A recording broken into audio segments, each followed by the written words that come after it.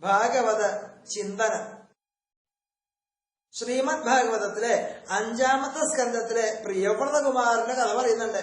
അവിടെ പരീക്ഷിത് മഹാരാജാവിന്റെ ശ്രീശബ്രഹ്മർഷിയോടുള്ള ചോദ്യം ഇങ്ങനെയായിരുന്നു: പ്രിയവ്രതോ മഹാഭാഗവതോ ആത്മാരാമകഥം മുനെ ഗൃഹേരമതയന്മൂല കർമ്മബന്ധ പരാഭവ. ആ വീട്ടിൽ താമസിക്കുന്ന പ്രിയവ്രതകുമാരൻ എങ്ങനെ ആത്മാരാമനെ പോലെ കർമ്മബന്ധ പരാഭവനെ പോലെ ജീവിച്ചു എന്നതായിരുന്നു ചോദ്യം. അവിടെ പ്രിയവ്രതകുമാരന്റെ ബുദ്ധി തീർത്തും ആത്മാരാമനെ പോലുള്ള ബുദ്ധിയോടുകൂടിയവനാണ്, ബ്രഹ്മബുദ്ധിയുള്ളവനാണ്, സന്യാസ ബുദ്ധിയുള്ളവനാണ് പ്രിയവ്രതകുമാരൻ. അപ്പൊ ഒരു വീട്ടില് നമ്മൾ എങ്ങനെ ജീവിക്കണം?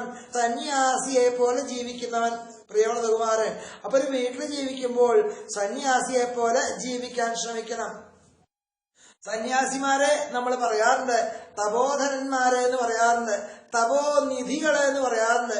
സന്യാസിമാരുടെ ധനം തന്നെ തപസ്സാണ്, അവരുടെ നിധി തന്നെ തപസ്സാണ്. അതുകൊണ്ടാണ് തപോധനന്മാരെ എന്ന് പറയുന്നത്, തപോനിധികളെ എന്ന് പറയുന്നത്. സന്യാസം എന്ന് പറയുന്നത് സ്വന്യാസമായിട്ടുള്ള അവസ്ഥയാണ്, തന്റേതായതെല്ലാം ഉപേക്ഷിച്ച അവസ്ഥ. ഇതെന്ന മമ എന്ന ചിന്താഗതിയിൽ ജീവിക്കുന്നവര് സന്യാസി വര്യന്മാര്. സന്യാസം എന്ന് പറഞ്ഞാൽ കാഷായ വസ്ത്രം ധരിച്ച് നടക്കുന്ന അവസ്ഥയല്ല കേട്ടോ. സന്യാസം എന്ന് പറഞ്ഞാൽ, സന്യാസം എന്ന് പറഞ്ഞാൽ ലളിത ജീവിതവും ഉയർന്ന ചിന്തയുമാണ്. സന്യാസം എന്ന് പറഞ്ഞാൽ ലളിത ജീവിതവും ഉയർന്ന ചിന്തയും. അങ്ങനെ ഉയർന്ന ചിന്തയോടുകൂടി ജീവിക്കുന്നവര് സന്യാസി വര്യന്മാര്. സന്യാസിമാര് സാധാരണ രീതിയില് ക്ഷേത്ര ദർശനത്തിന് വേണ്ടി പോവാറില്ല. അവർക്ക് ക്ഷേത്രത്തിൽ നിന്നും ഒന്നും കിട്ടാനില്ല, ഭഗവാനിൽ നിന്നും ഒന്നും ചോദിക്കേണ്ട ആവശ്യവും ഇല്ല. പൂജകൾ വിട്ട്, മന്ത്രങ്ങൾ വിട്ട്, ധ്യാനങ്ങൾ വിട്ട്, എല്ലാം വിട്ടൊരവസ്ഥയിൽ ജീവിക്കുന്നവരാണ് സന്യാസി വര്യന്മാര്. അതുകൊണ്ട് തന്നെ സന്യാസി വര്യന്മാര് ക്ഷേത്രത്തിലേക്ക് പോകാറില്ല. പക്ഷേ നമ്മളെപ്പോലുള്ള സാധാരണക്കാര് സന്യാസി വര്യന്മാരെ ക്ഷേത്രത്തിലേക്ക് ക്ഷണിച്ചു കൊണ്ടുവരാറുണ്ട്.